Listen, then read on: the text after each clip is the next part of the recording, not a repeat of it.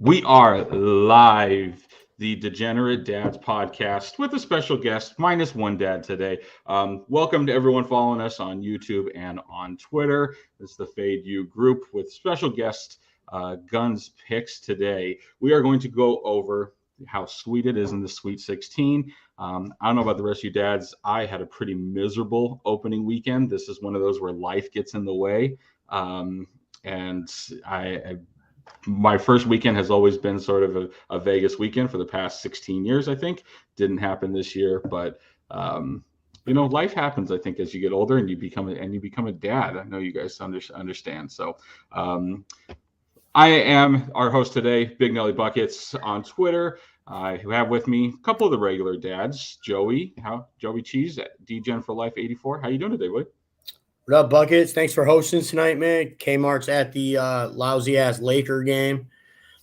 Bum-ass fraud team from Cali. Doing good, man. Had a pretty decent first week of March Madness. Opening day was lousy also. I mean, our group chat was miserable. Duke vanished for a couple days. We thought he was dead. I think I went 1 for 4 on posted plays. But like all together, I went like 1 for 7 or something like that. Like between plays, we tail each other and stuff like that. It was miserable, but had a absolute monster bounce back weekend. Saturday went 4-0. I was at the casino with the boys for the day. We banged Edwards plus 240 versus Usman from UFC. Kelly tweeted out. I mean, we hit a 19-1 parlay with Princeton money line. Tennessee money line and Arkansas money line. So that was absolutely lovely. Sunday went 2 for 2, gave out Michigan State and Creighton. So recouped after an absolute disastrous Thursday. But as you guys know, man, that's how it goes. Wins come easily sometimes, but the losses come easily too sometimes. So yeah, glad to be here. Happy to see Hazmat's back. Glad to have my favorite poop face back in the building. Happy to have Guns on, man. Ready to bust out some winners tonight with the boys. Yeah, Mountain West really helped us out on that Thursday and created a memorable losing Thursday. Chris, do you want to show us your phone? Can you show us? I don't. I left it at No, Joe. you still don't. Just Joe still has it in his backyard hitting it with golf clubs. No, but a new phone. Do you have a new phone that you'd like to show and present out the world? New phone's good. Is that an iPhone? What is that? An iPhone 6? Yeah. Nice. 12 mini, baby. Wow. I give that phone 72 hours tops. That'll depend on how Thursday and Friday go. But so yes, Chris does have a phone. We welcome you, Hazmat Suit. We missed you over the long weekend, buddy. How are you? We got recouped? Yeah, man. I didn't get to recoup as much of the losses as Cheese, but we did tail a little bit of Trig, and he's hot. Our boy, Top Flight, he got hot. He's 13-0 run. Keep it up, Trig. And yeah, man. And it was great. I got to go on the boat on Sunday. I was just drinking. It was nice to get away. Caught a couple little fish. And now we're ready to fuck up the Sweet 16 with our boy Guns. We're from West Coast to East Coast, baby. Very nice. And that leads me into our guest for today, at Guns Picks on the Twitter. Guns, thanks for joining us, dude. Yeah, thanks for having me. And you didn't lose a dad. You just added another dad because I got 2 upstairs that I can hear stomping around the house right now. My weekend, Thursday, I went on an 0-7 start for posted plays. And I should have posted everything that we were doing Friday and Saturday. Of course, I was hanging out in Turnerstone, New York with Adam Trigger, CT Betts, and just a slew crew of people. It was an amazing weekend. And we just absolutely crushed the books Friday and Saturday. It was unbelievable run. It had a big stack of tickets, only threw away one. You had a good day. Hammered the live bet on Houston was probably the biggest hit when they were down 10. And it was so bad that 4 or 5 of us were hitting it, and then they shut the line down. so nobody else could take it. So that was the biggest one. And yeah, I came back with a stack and also the absolute good. So I ended up like recouping whatever egregious bets I made on Thursday. UVA was the biggest heart crusher. When that started off, I kind of felt like Thursday was going to be a bad day, but it's all good. It's not how you start, it's how you finish. And we finished well, and we're going to continue the grind here on to the Sweet 16. So let's go. That's just it. That's the great part about March Madness is there's generally always another bet to make. I guess unless you had Gonzaga. In the last one, you're probably still upset and a little. I had TCU, so I went to bet. Amazing. Yeah, right. If you had TCU, you can't wait for tomorrow to come around, right, and just ready to get back out there. So, what we're going to do today is we're just going to go chronologically through each game. We may have something that we really like, we may not, and skim right over it. But just give each of the dads an opportunity to sort of say where they're leaning, what they're looking at. Have you made a bet already? Is there something that you're hoping to find? And see if we can't catch any winners. If you're not following any of us on Twitter, please give us a like, give us a follow. Check us, Fade You Out on our YouTube. Give us a like, give us subscribe. You can't give us a middle finger, even if you'd like to. Den certainly gave us a middle finger, gave Chris a middle finger, and a broken phone. But follow us we're trying to be on whatever we can just to get it out there. So let's kick it off. We start tomorrow. We sit here today, Wednesday, on the eve of the Sweet 16. We go to the East region and to the Mecca, to Madison Square Garden, and we'll see Michigan State tipping off against Kansas State in the first game. Michigan State beats USC as a 2-point favorite, beat them by 10. They are dogs against Marquette. Pretty much handled that game from start to finish. And Kansas State beats Montana State, covers that spread to win by double digits. Also similar as Michigan State, they are dogs against Kansas, and they take care of business there. So both teams coming in. Line is Michigan State -1.5. Totals at 137. Guns is our guest for the day. I'll kick it over to you. Do you got anything you like on this one? Yeah, I'm actually I've already locked this one in. I got Michigan State -1.5 on this one. I know where Kansas State came from. Okay. Kansas State is the most fraudulent 3 seed on the board, and the books know it. They try to sneak in a Kentucky as a favorite in the first game. It didn't work out. It seemed like Kentucky had control of that game, at least 75-85% of the game, and they just kind of fell off the map at the end. Didn't get the victory on this one. Now you got a 7 seed sitting as a favorite in this spot, coming off a great win versus a Marquette team. And I think they get it done. When I look at the stats on this one, Michigan's offense, 38th in offensive efficiency, 45th in free throw percentage. When you have Kansas State, I know they have a great defense as far as the efficiency goes, 17th in defensive efficiency, 47th in defending shots. I think the weak point on this one is their defensive rebounding, the 241st in defensive rebounding. If you can't rebound the ball, you're going to have problems here versus Michigan State. Also, Michigan State's defense is pretty strong itself, 31st in defensive efficiency, 69th in defending shots, 50th in defensive rebounds. So they're going to have a hard time in here. And also, you just got to know the factor on this one. When you get later in the rounds, you got to trust the coach. And who's better to trust on this one? You have Jerome Tang, doesn't have a lot of experience in the tournament side, but you have Tom Izzo, who has a slew of it. He's been in this spot before. He's 10-5 against the spread in this spot. I got to go with the 7 seed. There's a reason why they're favored here, so that's why I'm taking Michigan State -1.5. Yeah, it's hard to argue with. I don't have any money on this game yet. My group chat, I have a fade group, kids I grew up with back home who are like the squarest of square. They like Michigan State in this spot, and if anything, I would bet Kansas State in this spot just to root with Kelly. I want to see Kelly's team do well. But this isn't a game I'm excited to get to the window for. I think both these teams fucking suck, and I'm just being honest. I don't want to put my money on either one of them. So yeah, I mean, I don't really have much. So Joey, I'm interested in, obviously, if you followed us throughout the year, right? We sort of had similar. I feel like if this was a game that was held in the regular season, we would be dying to place bets on Michigan State. You have right? Correct.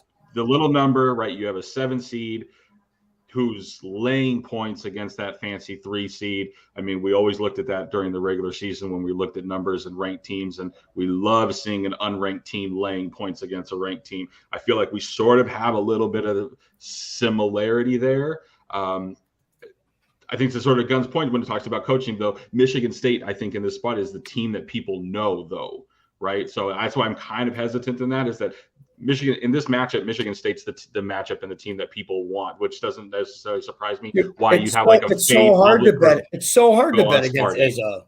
Yeah, like it's not right. easy to like walk up to the window and bet against this dude. Dude's been doing it forever and just crushes it. Yeah, this isn't a game I'm excited to get involved in. So. Right. And with the K-State team that nobody saw, like beginning of the season, right? Unranked team beginning of the season, like they've shocked everybody. They've really shocked everybody, you know, really haven't been respected. I don't know. Duke, where do you stand? I saw you nodding your head about them being, you know, that this would be sort of that matchup that we would look at and want to back Sparty, but that's a good Sparty point. seems a little public-y.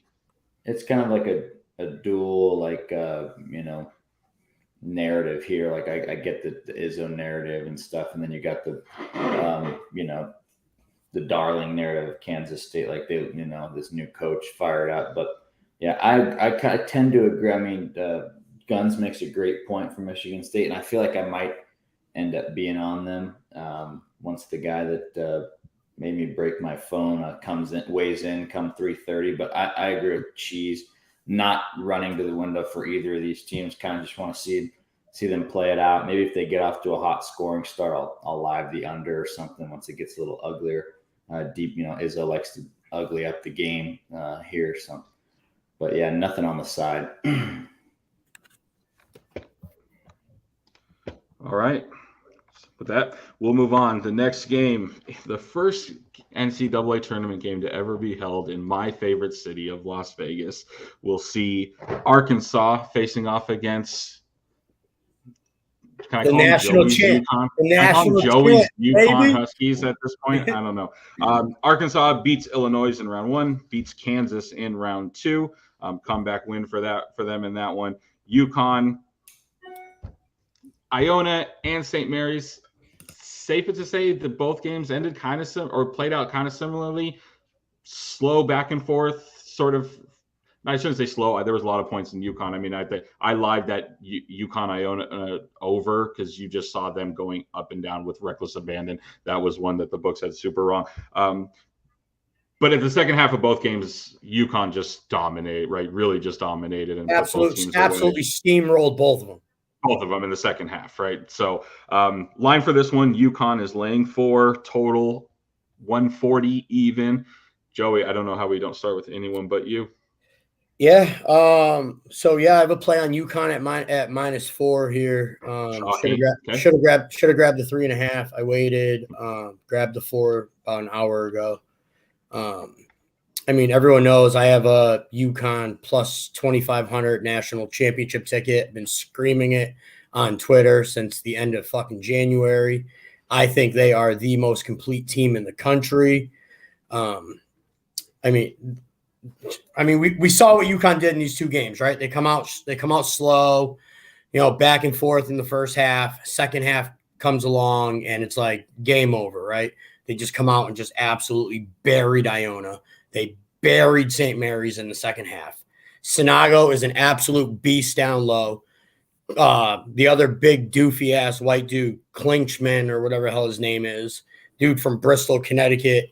Just like I think I read something the other day, like UConn in the 2 games is like plus 17 with him on the floor. I don't know how he's not getting more minutes. If I'm Dan Hurley, I play both bigs together. I don't care that they're both absolutely monstrous. Calcaterra, spot up 3, like dude's money from outside. Hawkins has looked good. I mean, Aline, the point guard play. I mean, that's what I was most worried about coming into the tournament is your point guard play. And they've taken care of the ball. You know, they could score now. Dude, everything about this UConn team just has me so excited. Like I'm at like a loss for words with them. Like I think UConn just absolutely blows the fucking doors off of Arkansas. I really do. The thing that worries me the thing that worries me is if UConn allows Arkansas to get out and run. We know Arkansas loves to run. If UConn could turn this into a half-court basketball game, I think their shooting ability, their ability to shoot and spot up three, and that defensive pressure, I think they have the ability to put the clamps on Arkansas and really run away with this game and pull away late. I like you. I think UConn should be like -7 in this spot. So at -4, it's a no-brainer for me. So yeah, I'm playing the national champions at -4 to win this fucking game on Thursday night. Strong. Guys, you got anything to add, contradict, agree upon? Yeah. I'm not playing this one, but I do have a 24-1 ticket on UConn on this one. I got it when the tournament opened. When I saw them as a 4 seed, I'm like, this is the most underrated 4 seed. They should be able to dominate this side of the bracket and then just continue their momentum on. It's a little bit of a tough matchup. I know where Arkansas is coming from, so if you want to play the narrative on this one, they just beat the number 1 seed on the side of the bracket. They beat Kansas 72-71 as 3.5-point dogs. I was on Arkansas in the money line on that game, so thank God that one hit. But I think that, when you play the highs of highs, you go against a UConn team that's basically just destroyed everybody that's in front of them. I know St. Mary's was kind of got a player hurt earlier in that game, so that kind of affected whatever happened in that game. I'm not saying that UConn doesn't win this game. I'm just saying that number is a little bit it's a toss-up to me. I know where Arkansas comes from on neutral floors. Are 7-2 against the spread, but UConn 6-1. I'm not taking anything away from UConn because statistically, from a KenPom standpoint, UConn's just the better team altogether. You definitely dominate more on the offensive side. They're third in offensive efficiency, where Arkansas is 51st. They're not going to dazzle you with threes either. Arkansas doesn't shoot a lot of threes, and they can't make threes at all. So that could be a side where UConn is going to have an advantage there, and they defend on top of the key better than anybody in the country. They're 11th as far as that goes. So yeah, I'm not going to step in the way of UConn. I'm just going to ride my ticket to the next round and hopefully catch a number on the other side. But yeah, I don't hate the UConn pick. If there's any way to take this one, to maybe do a money line parlay with somebody else. But I think that the number kind of scares me. You can just get backdoored on it. I'm just in ride or die mode with UConn right now. You know what I mean? No, I don't disagree. It's like I want my ticket to hit. I like when I first looked at this line, whatever, like Monday morning, instantly I'm like, hey, Arkansas is probably the play here. And the more I just looked into it, I just don't think Arkansas could score with UConn. I really don't. I think that's what it really boils down to. Yeah, it doesn't check all the boxes for me. I think they're gonna be, at least for the first half, I think they're gonna be flat against UConn. And that might be an advantage for them, as maybe a first half play on UConn. After coming off that big win versus Kansas, and UConn's kind of just dusting through their competition with no problems.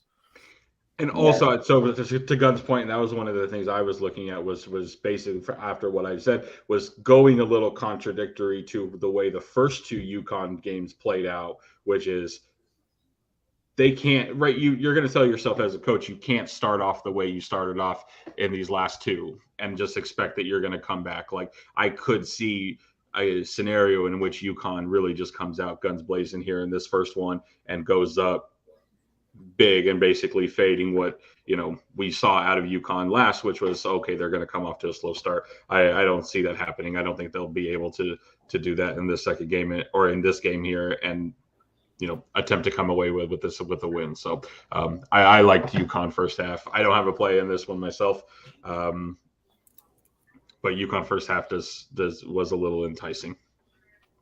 I like it. I'm not gonna lie. I'm gonna add it to my I'm gonna play it. Yeah. I like the first half. You just sold me on it. I'm playing it. Yeah. No, it's a great. I get there. Yeah, that was an angle that I looked at. It's like maybe it's not the game. They just come out swinging, and then all of a sudden Arkansas is just hanging in close. Then UConn pulls it out, kind of deal.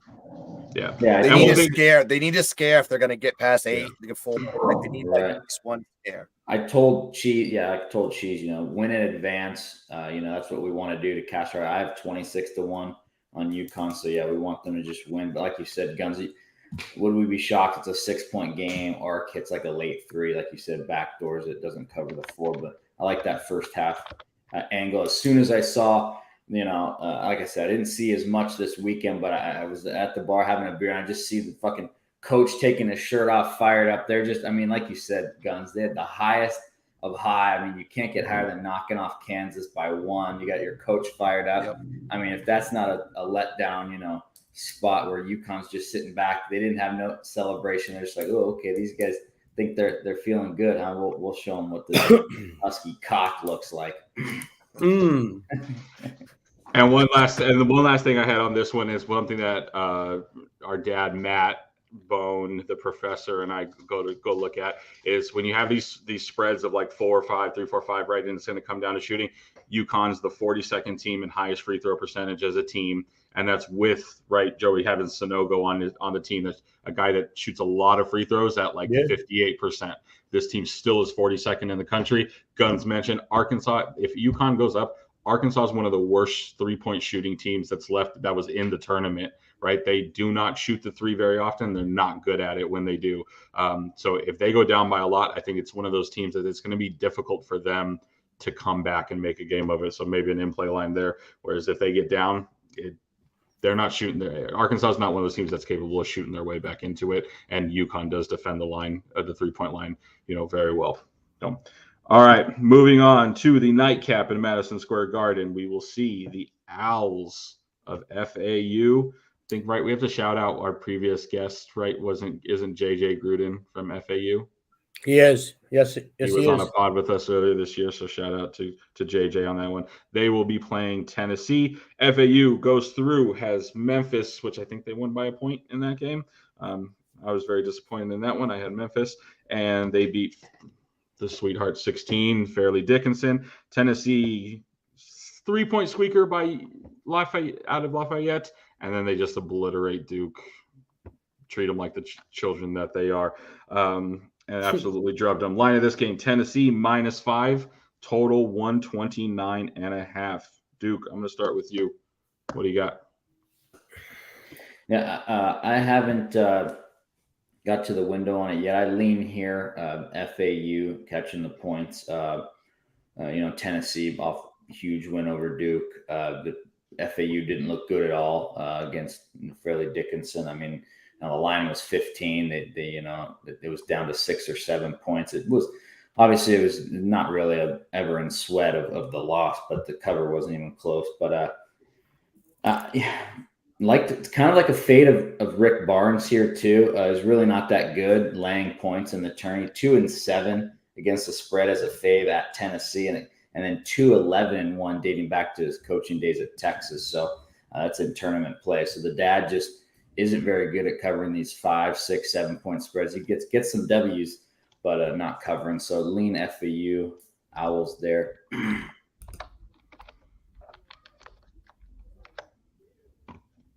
Guns, you got anything on this one?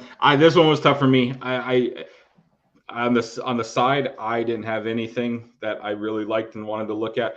I did bet the under. I like the under. Tennessee has not let. I mean, I know call it a little square maybe. Tennessee has not let anybody score on them. They're combined average. They've 2 tournament games, 117 points, 113 points. The FAU game against Memphis, and Memphis is one of the top 20 scoring teams in the country. 125 points in that game.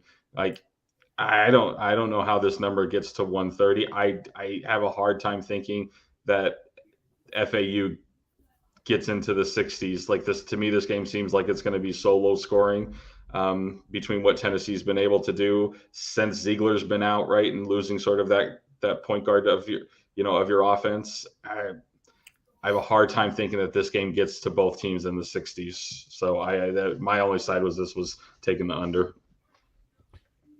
Yeah, looking at this game, I'm on the FAU side on this one +5.5. I don't know if the number's going to get any better. Listen, you got to know where Tennessee came from. They just beat Duke. I know Duke isn't the Duke of old, but they came in there, busted a bunch of freshmen in the mouth, shocked them out, just played aggressive, done that, just beat them on the defensive side of the ball, and absolutely smoked them out of the gym. And they celebrated like they beat the number 1 seed in the country too, by the way.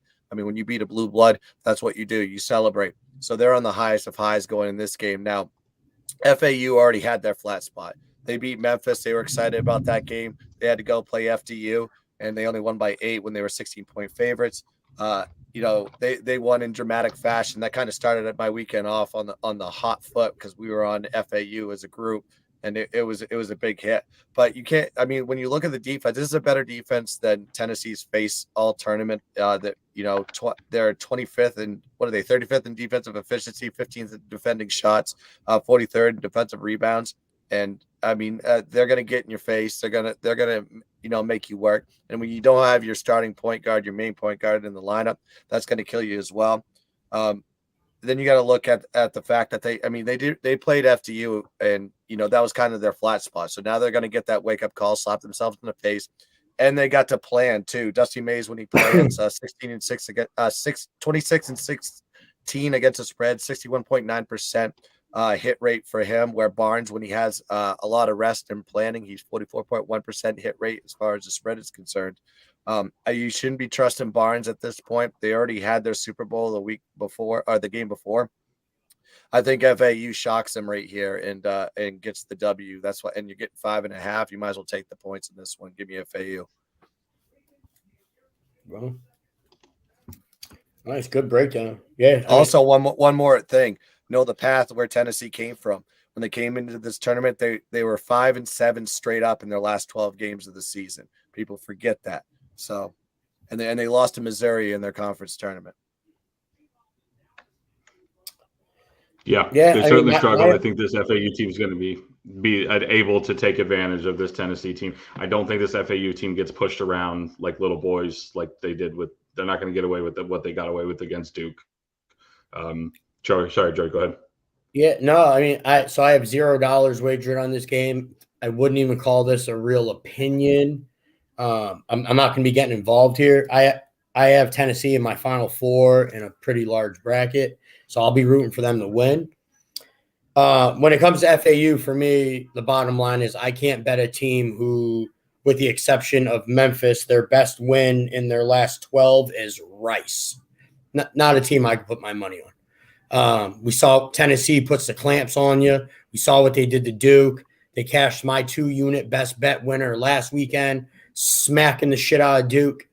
You have a team with wins against Duke, Illinois, Mississippi, Arkansas, South Carolina, Bama. Then you go over to FAU with a team who's beat Fairleigh Dickinson, Memphis, UAB, Middle Tennessee, Western Kentucky, fucking Rice, UTEP. Yeah, I'm all set. No, not a team I want to put my money on.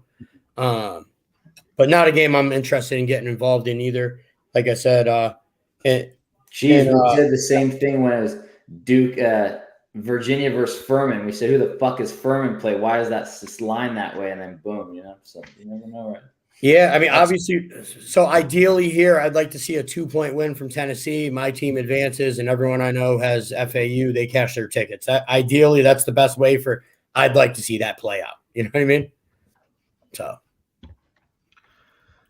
All right. Moving on. In my opinion, this is going to be the best game of the Sweet 16, the nightcap on Thursday night, where we get Gonzaga playing UCLA, rematch of 2 years ago in the Final Four. One of the most epic games that I think that I watched live. Gonzaga beats Grand Canyon, doesn't cover against TCU. Air quotes on that one, depending on how you feel. UCLA beats UNC Asheville, beats Northwestern. Line, UCLA -1.5, total 145.5. Guns, you've got the UCLA hat on. Don't know how we start with anyone but you. There's a Tell us reason why you for like it. UCLA. Yeah, there's a reason for it. I think this matchup works out perfectly because Gonzaga is the #1 team in offensive efficiency, and they're facing the #2 team in defensive efficiency in UCLA. UCLA just matches up perfectly with this team. You look at UCLA's defense, 20th in defending shots. Not as great on the rebounding side, right down the middle of the road as far as defensive rebounding, 145th. But they create turnovers. They make you make mistakes, and that's what UCLA does well, 11th in the country as far as that goes. Now, I know where Gonzaga came from. They're first in field goal percentage, 93rd in rebounding. They're not great on the free throw line, though, and I don't like teams that don't make free throws. They're 244th in the country as far as that goes. Then you look at the offense. Now, this is where I think the mismatch kind of goes off here. UCLA 21st in offensive efficiency. 32nd in offensive rebounding, and they don't turn over the ball a lot. They're 20th in turnovers.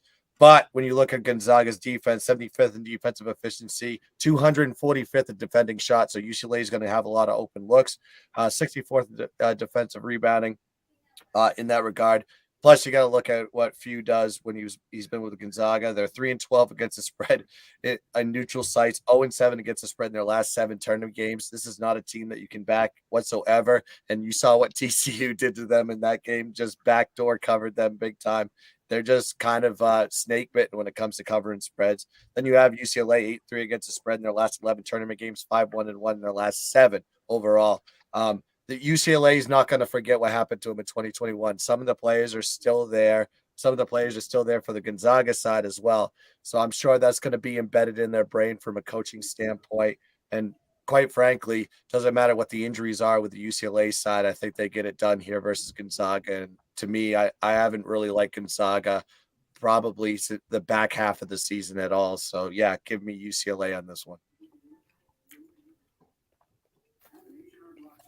I agree. I mean, that's the only way I would look at this game. For me, it's UCLA or nothing. Probably another game I'm probably not going to be involved in. Didn't have a super strong opinion, but I mean, there ain't nothing else to say after Guns just broke it down perfectly. Yeah, for me, it's UCLA or nothing here. Haven't been impressed with Gonzaga since the end of November, really. Yeah, lean that way. It's the get out game on Thursday night. I lean. I think same thing, dealing with the injuries, Cronin, same thing you do with Northwestern, ugly it up, play the defense, get some stops. I think 145.5 is pretty high. Probably look towards the under there. Could see like a, 70 to 65, something like that, 75, 60, something like that. So I'm hoping probably lean under and hope for UCLA to advance. Kind of a fade the injury thing. I think people, look, they're all beat up. Give me Gonzaga in the 1.5. So probably. And the line opened as a pick, and it moved 2 points, 2.5 points. It's moving towards the UCLA side. Yeah, so that should tell you something. Even though they're beat up. So.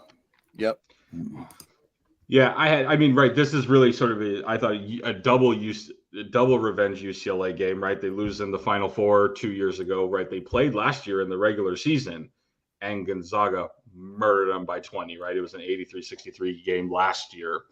So this will be the third consecutive year where these two teams play each other. Gonzaga's 2-0 in the last 2, and here we are. Chris said, I liked, right? Everyone, I think at this point you think, okay, well now you're missing, your wing defender. You can fade that at this point. I think UCLA is going to be the team that controls that tempo. I really like the under in this one. You've seen like this Gonzaga team when they played St. Mary's and they played games in the 120s. I think UCLA knows that Mick Cronin's not going to allow UCLA not to dictate the tempo. And he knows that they can't run and gun with Gonzaga, despite how poor their defense, Gonzaga's defense is. I'd be shocked if this game, and if UCLA is, they get blown out, they run and gun this game. They get blown out. UCLA, that's the only way, yeah. Right. They have to control the tempo. Controls the tempo, they're in trouble. The UCLA is in trouble if they control the tempo in this one. So this is going to be the most experienced player, 2 players on the court, right? Timmy, but he doesn't control the ball. Jaquez and Tiger Campbell, right? If we go back to the free throw percentage, UCLA's, middle of the country in free throw percentage, but you saw no one will touch the ball in the final 2 minutes other than Tiger Campbell, and he doesn't miss. That dude, we saw, I think, he was 13 of 13 in their game against Northwestern at the end. Like he shoots at like 88%. He's not going to miss. He's been there before. You have a small number that you're trying to cover. He's going to have the ball in his hands at the end if they're up, and I trust him 100% to make his free throws. I'm with you. I think it's UCLA in this spot too. I do like the under.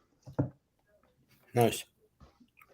Yeah, I like your undertake on this one. It's like, what Gonzaga does well, UCLA can defend it, and then if they can slow it down, it's going to be an under game. And we've seen, like I said, we've seen St. Mary's be able to slow this team down. And St. Mary's was 4th in defensive efficiency. So, yeah, It makes perfect sense. It makes perfect, yeah. So, all right, that wraps up Thursday. So we move on to Friday. Friday in tip-off game, in Louisville, Kentucky, hosts my hometown, San Diego State, not my alma mater, but my hometown. San Diego State plays Alabama. San Diego State beats College of Charleston and Furman, whereas Alabama take care of A&M Corpus Christi, beat Maryland. We have Bama -7.5 with a total of 137. Anybody have anything they like in this one? Real quick, I'll just get out of the way here. I mean, I lean San Diego State with the points. Also, not a play for me. I think looking back at 11 or 12 straight games have gone to the under with San Diego State. If they could stop Alabama from shooting threes here, I think they have a legitimate shot to win this game. I'll be rooting for San Diego State. Alabama's the team I want to see go up in fucking flames. Their coach is a piece of shit. Their best player on their team's a piece of shit. We talked about this on Gun Show a couple weeks ago. Yep. Not a big fan of this Houston team. But that being said, for me, it's San Diego State or the under here and nothing else. Yeah, the undertake on this one. That's kind of the way I'd look at it too. You look what San Diego State does. If they're going to win this game, they're going to keep them under 60. I mean, they get held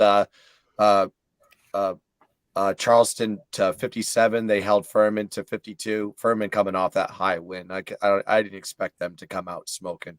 And then you have Bama, who hasn't really played anyone. And if you think Maryland is somebody, they don't play outside of College Park. Okay, that's the only place they play well. Other than that, they're a bunch of nobodies. Bunch of fugazis. Yeah, a bunch of fugazis. I mean, what San Diego State defensively can match up with Bama. It's just a matter of can San Diego State move the ball, slow the game down, and put up points, and not allow Bama to get those egregious runs, let Miller go off, and that's the thing that I worry about in this game. But yeah, if I had a take on this one side or the other, I'd take the points with San Diego State. Nice. Yeah, not much here. Lean that way too. I'll let you do a take, Nelly. If you got something else, lean Aztecs here. But not this game's not my favorite on Thursday and Friday. Yeah, I'm with Duke on this one. Wasn't my favorite. Had very little. It was one of those. I agree with Guns. If San Diego State has any chance, it's a mucked up game. I'm not positive that they're talented enough to get there. What we saw out of the Mountain West scares me to death. And then when you look at who San Diego State had to play to get here, that's not that's not particularly impressive at all either. So I don't know what San Diego State we're going to get, what team we're going to get out of here. This is just a crazy step up in class and competition. I'll be rooting for San Diego State, but I'm not sure that my money will be on them or on anything for that matter. One good thing though, I heard, I think it was on Follow the Money or something. They said that you can't really lump San Diego State in with those other Mountain West. I think the other Mountain West teams have 1-15 over the last decade, and San Diego State's 6-6. So they win games in the tourney. They're the outlier of that conference. So we'll see if they can be scrappy again. I put a note in my calendar. I'm not kidding. For the end of February next year as a reminder. No fucking Mountain West is literally what it says. Yeah, I'm done with that conference. I'm done. I think I joked with it. I sent it to the group chat 10 times. Careful, cheese. You're like, yeah, the Boise States and Utah States are dead to me. Absolutely. Yeah, but San Diego State's fine. That's okay. Yeah, the rest of them, yeah, you're right. Correct. Yep. All right, moving on to Kansas City, Missouri. The second game on Friday. We'll see the Miami Hurricanes take on the Houston Cougars. Miami somehow survives Drake, beats Indiana in the second game in sort of a back and forth, but ends up not being a very close game. Houston beats Northern Kentucky, as Gunn said earlier, then against Auburn. Well, I think they were down 10 at some point. They absolutely destroy Auburn in the second half. I think Auburn had 4 made field goals in that entire second half. They win by double digits. We've got Houston -7 in this game, a total of 138. I'm fairly positive we have a little disagreement amongst the dads in this one. So, Cheese, if you want to go, I'll let you start. It's not even like a super major disagreement, dude. So yeah, I like Houston here. It's just a normal 1-unit play for me. I do think they are the second best team in the country behind the national champion UConn Huskies. Houston's 5-0 against the spread in their last 5 against the ACC. I think the ACC from top to bottom is absolute garbage. That's been proven. I bet against Pitt all year. I bet against Virginia Tech all year. Virginia, obviously, straight garbage. We saw what happened with them with Furman. And I mean, from Houston's length here, I think is going to be a problem. I know we talk about good guard play come March Madness, and Wang and the homies over there in Miami are pretty good, but this is a whole new beast for this Miami team. I don't think Miami goes up and down the court and scores the way they have been. This Houston team defends. They defend the perimeter well. My number, I think Houston's good up to -11 here. And that's not like one of those funny things. Like I think Houston's a better team in this spot. Like I'm not like super crazy in love with it. It's just a regular 1-unit play, like I said, but I do think Houston's the right side here. And I'm ready to talk hella shit in our group chat when they blast Miami buckets. I like that. So if you haven't guessed, I do have Miami. I'll let Guns a hazmat suit if you want to add anything to Joey, or I'll wait for my rebuttal. I got to take on this one. I love Houston. Love them. Shit. I love them. I think Houston's going to smack the absolute shit out of them. The key factor in this one, folks, Sasser. Okay. They lost to Memphis. Why did they lose to Memphis? No Sasser. Why did they play kind of flat versus Northern Kentucky? And they still won by 11. No Sasser. They go into the first half of that game versus Auburn. Sasser hadn't played in a while. He had to knock the rust off. What did he do? Comes in second half steaming. He put up 24 points. That is the key to that team. They need him offensively big time. He is their soul. He's the guy. But when he's in that lineup, that team is absolutely clicking. You saw what they did to Auburn in that second half, down 10, beat them by 15 points. This is the arguably you could take a coin flip to who's better, UConn or Houston to me. That's pretty much where I'm at. I don't know who's the better team. That would be a great matchup if I don't know. I can't remember who's on what side of the bracket or what. I think they meet in the Final Four, if I'm not mistaken. Correct. If they come into it. Correct. But this team, the biggest thing with Miami, their defense, 108th in defensive efficiency, 207th in defending shots, 176th in defensive rebounding.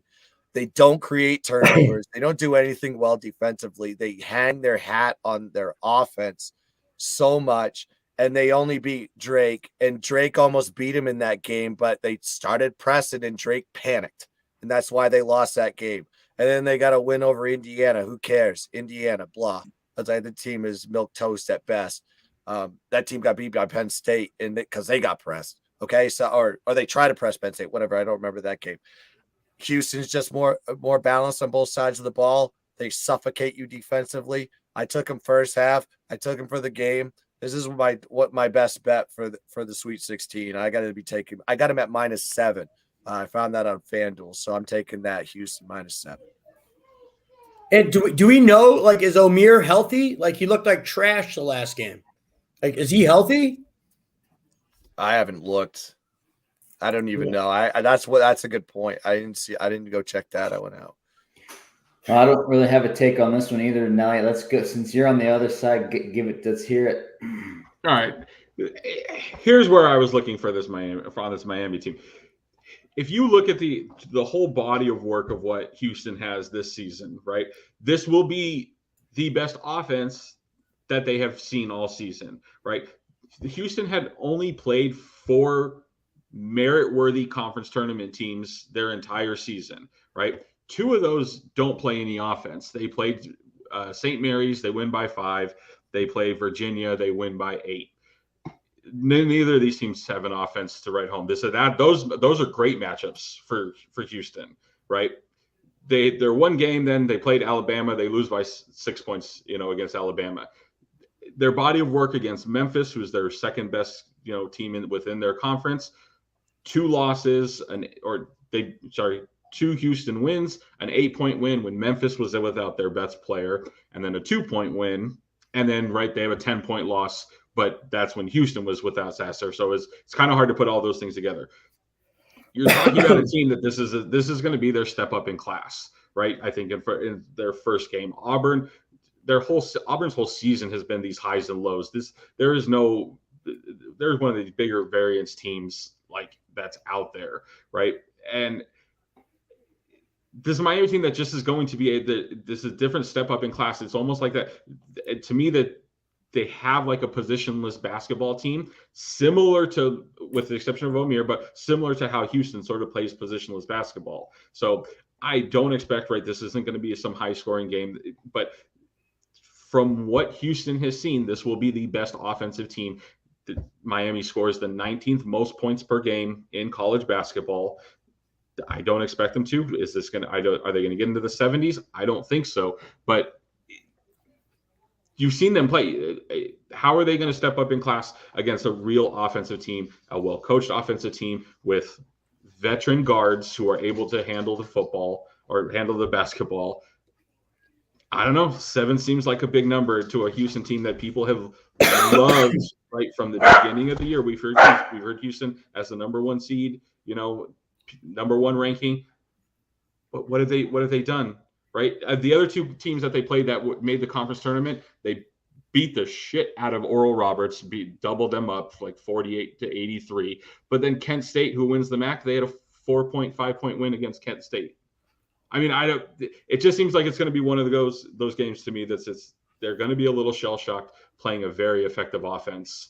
And I'm interested to see what happens. I think that's too big of a number, and I think Miami's going to be able to cover. I don't disagree that the ACC has been garbage, but if there was a team I think that I was going to trust out of the ACC, it was going to be a veteran-laden guard team with a coach who's been around. So that's where I looked at with this one. I think Miami's going to be a little shocked. I think Houston comes away with it, but I think 7's just a big number to try and cover.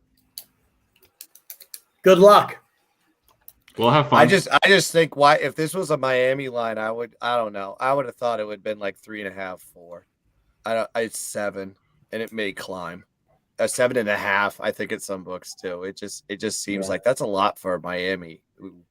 I don't know. Are they that bad? Are they really 7.5 bad, or is that just it's just Houston gonna cook them? I don't know. That's just my take. I think they're 10.5 bad here. Guns. Yeah, I told you. I think it's a murder. Yeah. I think they're gonna carry that momentum from what they did from Auburn and just continue to keep steaming. Good, nice battle of the dads here. Real battle of the dads. Love to see it. All right, the next one. I don't know if we have anything. Sweetheart, the Cinderella at this point, right? The 15 seed Princeton Tigers come in. They face Creighton. Princeton knocks off Arizona, beats Missouri. You have Creighton beat NC State, kick the crap out of Baylor. Creighton -9.5, -10, total 139. Anybody gonna lay 10 and take Creighton? It's my best bet for the weekend. Creighton. Yeah. Even Duke's laying. See, if Duke's going to lay a double digits, I don't know how everyone's not putting their money on it. That's never happened. Voluntarily, you have never laid double digits unless Den's doing some crazy, dog.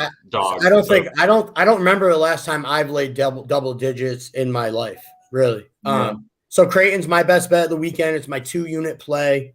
I have them at -9.5. I also have a little bit at -10. I like Creighton up to like -18 here. I'm not even kidding. I think they absolutely blow the fucking brakes off of this Princeton team. Like the Cinderella run's been fun. Everyone wants another St. Peter's from last year. Yeah, it's not happening this year. It's time to pack your shit and go the fuck home. All right. The Blue Jays ranked 65th in 3-point rate this season, shooting 36%.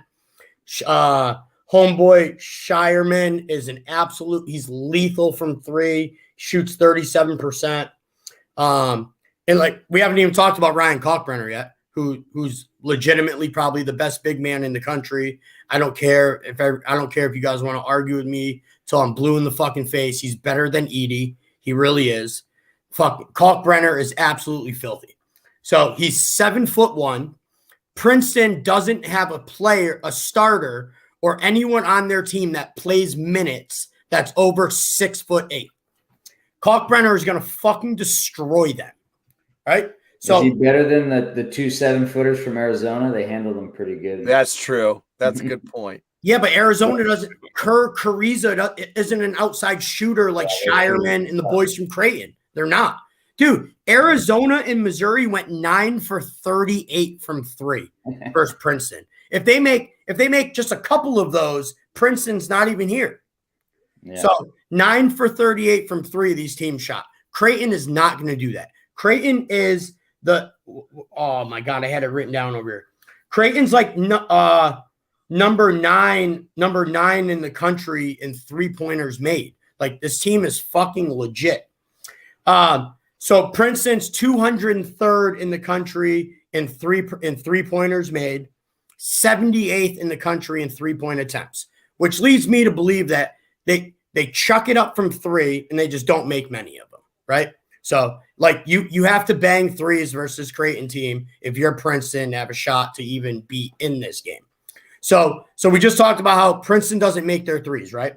But guess what? Creighton is 25th in the country in 2-point defense. So it leads me to believe Creighton's not going to be able to score inside against this team. I'm sorry, Princeton isn't going to be able to score inside on this Creighton team either. So like I see it in my head. So you get the ball down low to Kalkbrenner. Princeton brings 2 guys down on him, and then Shireman just fucking eats him up from 3. Like I see it in my head.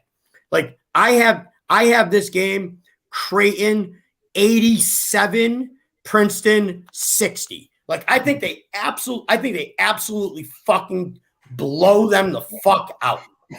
Yeah. All right. So yeah. Just like Georgia TCU. Yeah, dude. 2-unit best bet for the weekend. Fucking Creighton. Take it for as many fucking points as on your book. It doesn't matter. They absolutely fucking steamroll these clowns. The fun's over for Princeton. Yeah.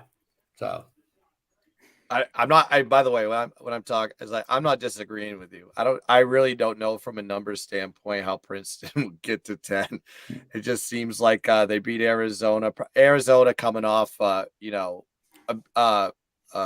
was it? Revenge spot for UCLA from just kind of winning that, and then they were supposed to beat Missouri in my opinion because Missouri's defense is just terrible. But this Creighton team is balanced, 13th in defensive efficiency, 23rd in offensive efficiency, where you got Princeton on the 100th in offense and 96th in defense. I mean, there's nothing that really stands out. And you would think that, do they create turnovers? Nope, they don't do that. They just basically try to play you out on every side of the ball, and hopefully they get a rebound. That's pretty much what. Yeah, they hope you miss. That's right. Yeah. That's the only way I can see that if Creighton's offense just goes flat as shit, it can't make a shot, and just gets lucky and loses by 6 or something. But yeah, I don't have a bet on this one personally, but I may, if I'm gonna get there, I'm gonna have to get there with Creighton because I'm not gonna get there with Princeton. Shireman has like that beautiful lefty fucking stroke, dude. He is gonna light them up from 3. Kalkbrenner is gonna absolutely kill them down low. Dude, I couldn't be more excited for this spot for Creighton. I love it. I had one thing. Like it. Yeah. He loves it. Loves it. Facts. We need. I had one thing, Joey. Joey mentioned right. Arizona was 9 for 38 from 3 in that game. Arizona was that game against Missouri. Missouri was 6 of 22. So you want to talk, and so you can either make your distinction is that Princeton's great 3-point defense, or is that they just got really lucky coming into 2 teams that had really poor shooting nights and 2 teams that kind of hold themselves on their outside shooting, and you can make your own distinction between the 2. I'm with Cheese. I'm going to say that they just got a little lucky that they faced 2 teams that had off shooting nights and they got to where they're going to be. Don't see it happening with Creighton. I'll lay doubles. I think Ken Pom made this game like a 13.5 or 14-point spread. You're only having to lay 10, probably because people are going to come in and bet the darling, right, to cover possibly. And I'm with you in this. It could be a goner with this one. All right, getting into the last game. I think both the night games are probably the best ones of the days, in my opinion. We'll see Xavier facing off against Texas. Xavier beats Kennesaw. They beat Pitt. Texas beats Colgate, beats Penn State.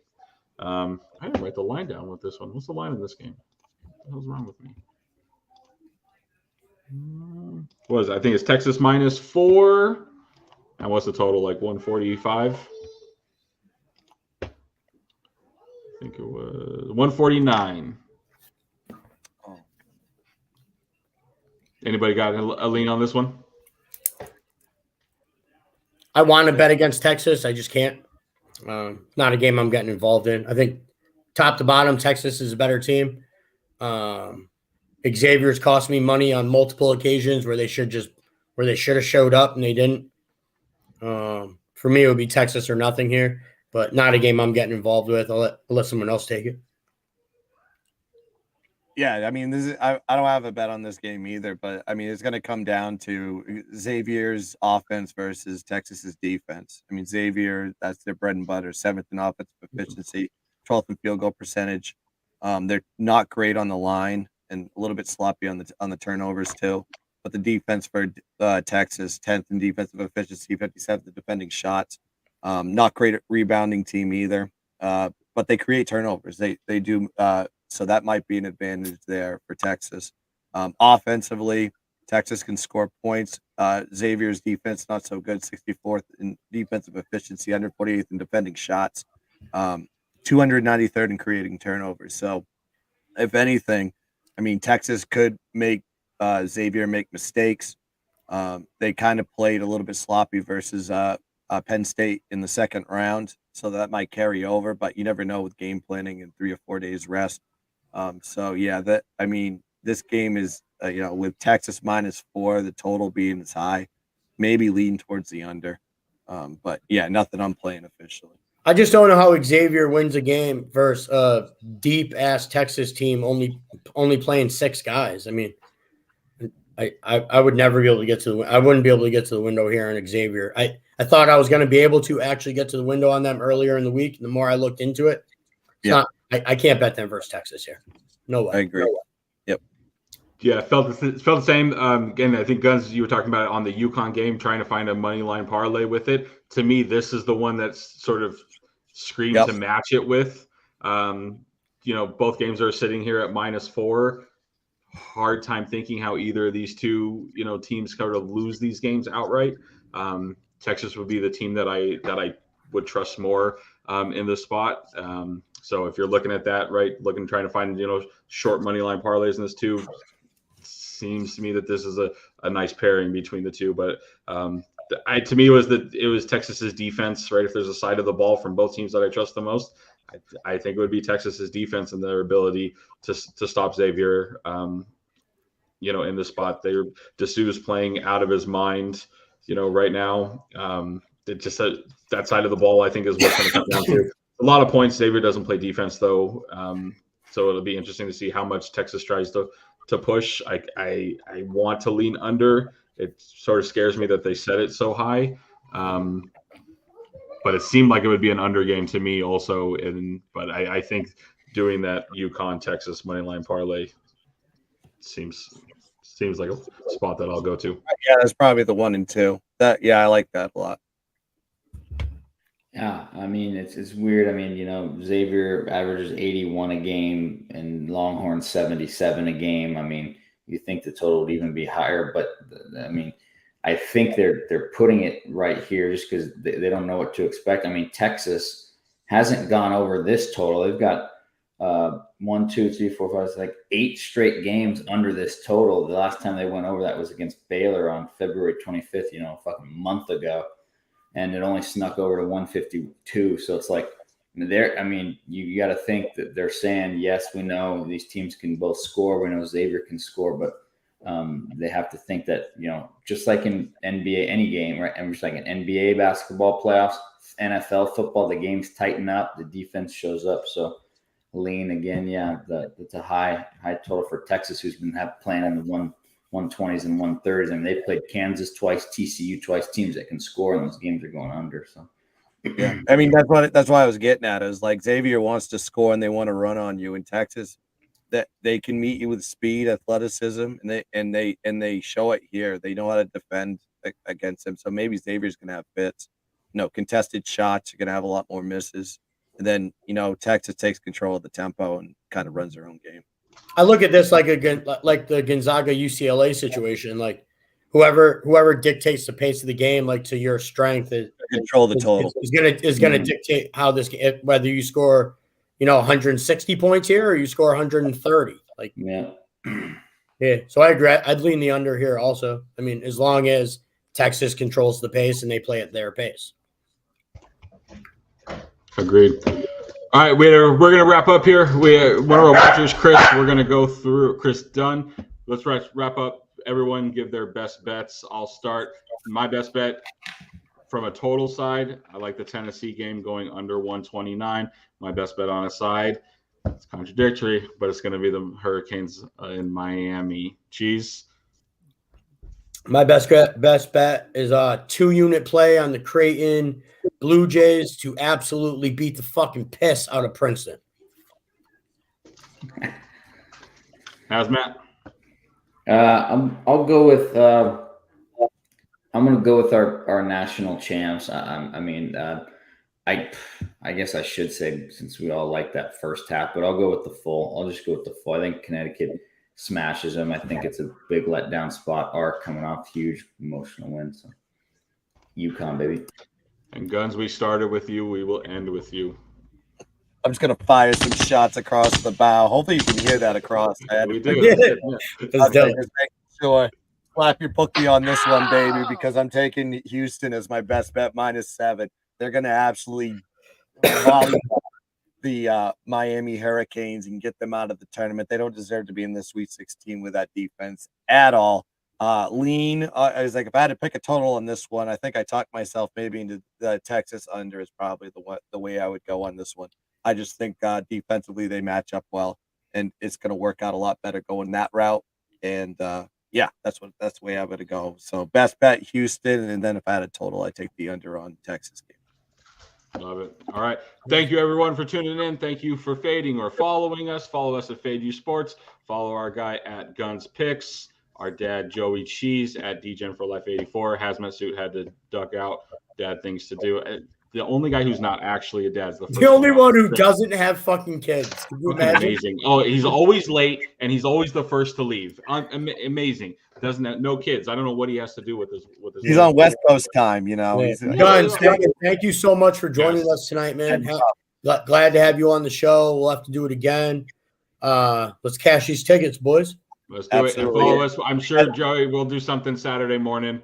Yep. I can only imagine as Elite Eight. Yep. Elite Eight, and look at that. So yeah. And I'm on Dad Bods right now, and I got Brian Power and I got CT Betts coming on to talk about Turning Stone and Sweet 16. I'm just gonna repeat what I'm saying on here. So what an epic fucking lineup, Brian and CT. Brian, yeah. I'm telling you, those guys are mint, man. I mean, sitting in a book with them. That's why I don't have a voice anymore. It's because I haven't got it back yet. But yeah, trust me, I know all about hanging with CT. Oh yeah, it was fun. Believe me. All right, boys. Have a good night. All right. Good night, guys. All right.